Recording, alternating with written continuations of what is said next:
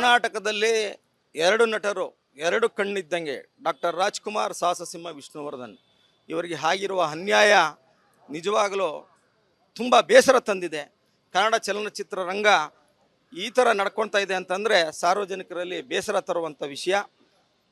ಸಾವಿರಾರು ಜನ ಮೊನ್ನೆ ನಡೆದಂಥ ಒಂದು ಪ್ರತಿಭಟನೆ ಹಾಗೂ ಕೂಗುಗಳಿಗೆ ಕಿವಿ ಕೊಡದ ಈ ಚಲನಚಿತ್ರ ವಾಣಿಜ್ಯ ಮಂಡಳಿ ಇವತ್ತು ಸುರೇಶ್ ರವರು ಅಧ್ಯಕ್ಷರಾಗಿದ್ದಾರೆ.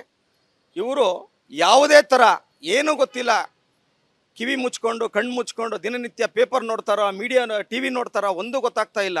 ಇವರು ಯಾಕೆ ಯಾವ ಥರ ಧ್ವನಿ ಎತ್ತಿಲ್ಲ ಅನ್ನೋದು ನಮ್ಮ ಪ್ರಶ್ನೆಯಾಗಿ ಉಳ್ಕೊಂಡಿದೆ. ಇದೇ ಚಲನಚಿತ್ರ ವಾಣಿಜ್ಯ ಮಂಡಳಿ ಹಿಂದೆ ಬಾಮಾ ಹರೀಶ್ ಅವರು ಇದ್ದರು, ಜಯಮಾಲಾ ಅವರು ಇದ್ದರು, ನಮ್ಮ ಸಾರಾಗೋವಿಂದ್ ಸಾಹೇಬರು ಇದ್ದರು, ಎಲ್ಲರೂ ಪ್ರತಿಯೊಬ್ಬರು ಇದ್ದರು. ಕನ್ನಡ ಚಿತ್ರರಂಗದಲ್ಲಿ ಏನೇ ಒಂದು ಕುಂದುಕೊರತೆ ಆದರೂ ಧ್ವನಿ ಎತ್ತುವಂಥ ಕೆಲಸ ಮಾಡ್ತಿದ್ರು. ಇವತ್ತು ನಿಜವಾಗಲೂ ಸುರೇಶ್ ಅವರಿಗೆ ನಾವು ನಾಚಿಕೆಗೇಡಿನ ಸಂಗತಿ. ಇಷ್ಟು ಸಾವಿರ ಜನ ಪ್ರತಿಭಟನೆ ಮಾಡಿದ್ರು, ಸಾವಿರಾರು ಜನ ರಾಜ್ಯದಂತ ಕೂಗೆತ್ತಾ ಇದ್ದಾರೆ ವಿಷ್ಣುವರ್ಧನ ಸ್ಮಾರಕ ಬೇಕು ಅಂತ. ಕನ್ನಡ ಚಲನಚಿತ್ರ ರಂಗ ಏನಾಗಿದೆ ಸ್ವಾಮಿ?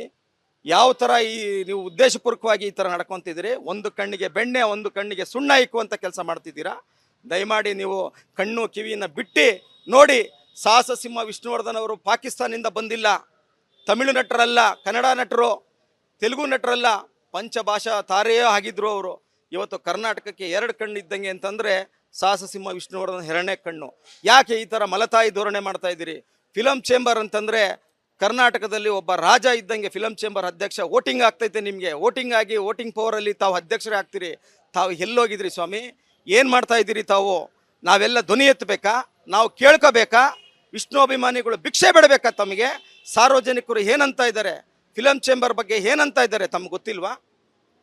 ಯಾತಕ್ಕೋಸ್ಕರ ಈ ಥರ ಮಲತಾಯಿ ಧೋರಣೆ ಮಾಡ್ತಾ ಇದ್ದೀರಾ? ಕೂಡಲೇ ನೀವು ಸರ್ಕಾರಕ್ಕೆ ಒತ್ತಾಯಿಸಬೇಕು.